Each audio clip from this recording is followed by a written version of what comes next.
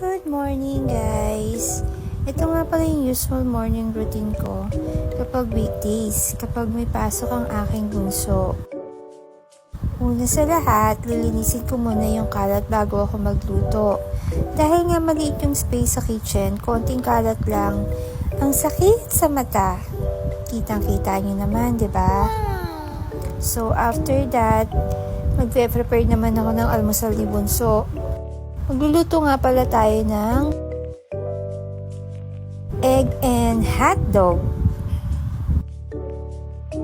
Prefer ako today ng egg and hotdog dahil nga sa sobrang importante ng almusal or breakfast tuwing morning.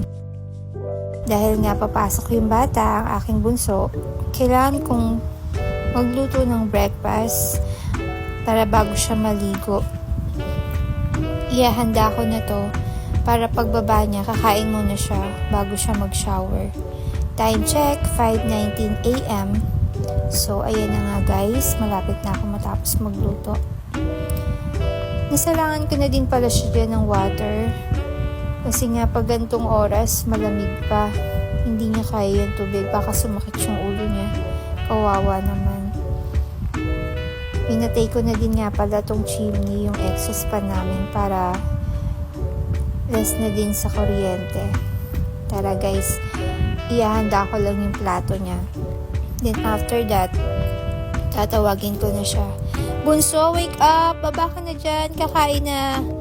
Okay guys, thank you for watching.